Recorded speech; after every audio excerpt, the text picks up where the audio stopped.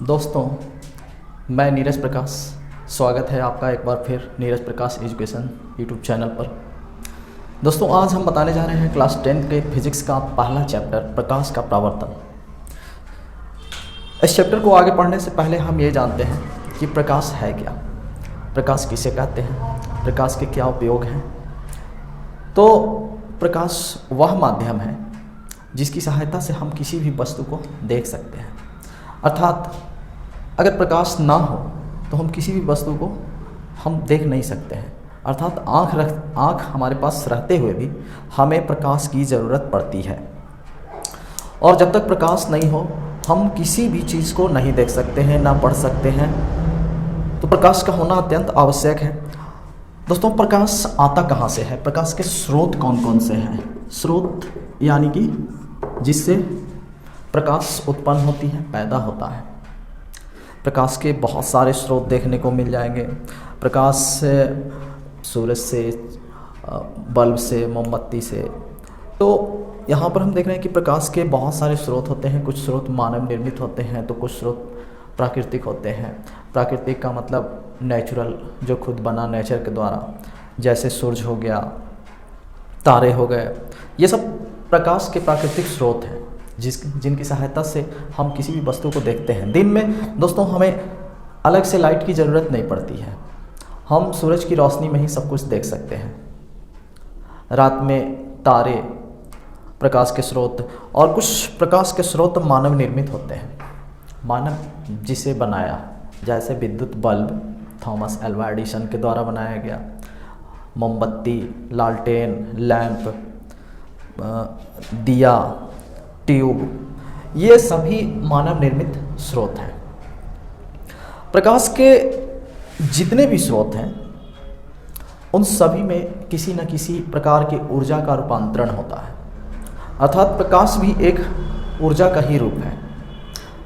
जिस वस्तु से प्रकाश निकलती है उस वस्तु में किसी न किसी ऊर्जा का प्रकाश ऊर्जा में रूपांतरण हो रहा है। जैसे हम अगर लालटेन जला रहे हैं, मोमबत्ती जला रहे हैं, तो वो एक प्रकार का ईंधन, मोम उसमें जल रहा है, लालटेन में केरोसिन ऑयल जल रहा है, और जलने के फलस्वरूप प्रकाश उत्पन्न होती है। तो ये रासायनिक ऊर्जा प्रकाश ऊर्जा के रूप में रूपांतरित हो रहा है। तो इससे हम कह सकते हैं कि प्रकाश एक प्रकार की ऊर्जा है।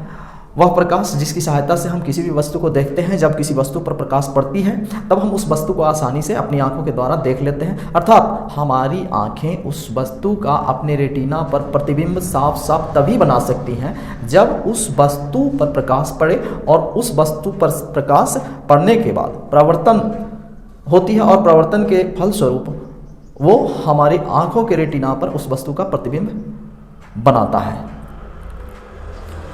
हमारे सामने बहुत सारी वस्तुएं होती हैं। ये कोई ज़रूरी नहीं है कि हर एक वस्तु से प्रकाश ही निकलता हो। तो देखिए, वस्तु को अगर प्रकाश के आधार पर देखा जाए तो दो भागों में बांटा गया है। एक प्रदीप्त और दूसरा अप्रदीप्त। एक नंबर प्रदीप्त और 2 नंबर में अप्रदीप्त। अब प्रदीप्त किसे कहते हैं और अप्रदीप्त किसे कहते हैं? दोस्तों, प्रदीप्त वैसी वस्तुएं हैं जिनसे प्रकाश उत्पन्न होती हैं, अर्थात जिनसे प्रकाश उत्सर्जित होती हैं, प्रकाश निकलती हैं, वह प्रदीप्त वस्तु कहलाती है, या दीप्तिमान वस्तु भी हम इसको कह सकते हैं। दीप्तिमान।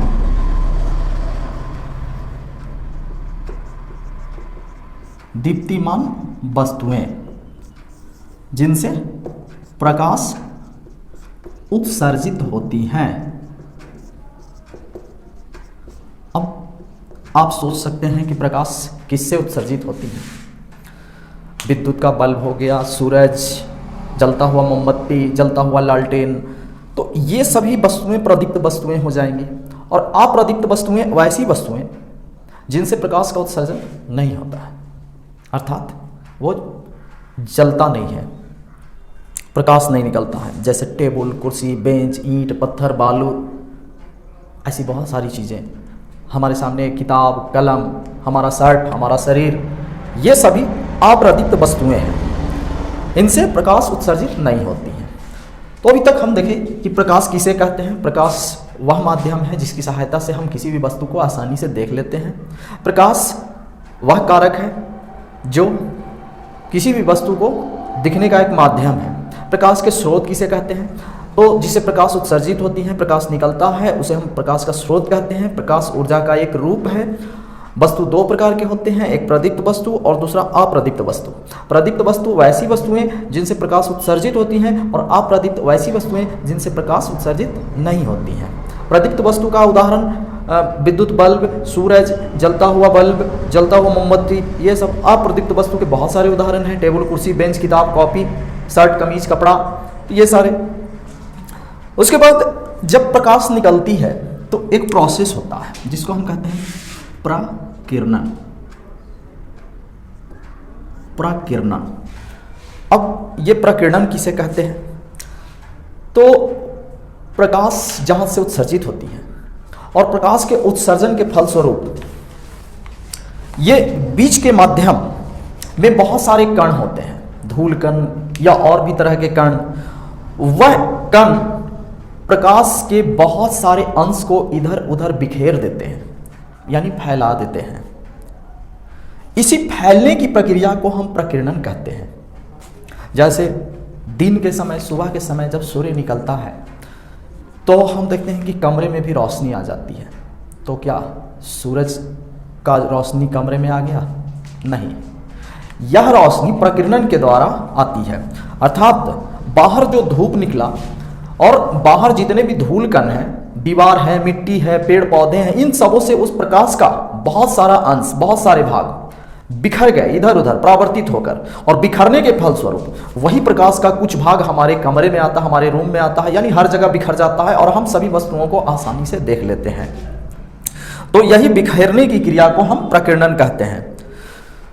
देखिए, प्रकाश जब चलती है तो प्रकाश तो एक झुंड के रूप में चलती है, उसको हम एक लाइन के द्वारा दिखाते नहीं हैं, लेकिन हम इमेजिन करते हैं, कल्पना करते हैं कि प्रकाश एक किरण के रूप में चलती है, सीधी किरण। प्रकाश के चलने की दिशा को दिखाने के लिए एक किरण माना जाता है, हम उसको प्रकाश की किरण कहते हैं।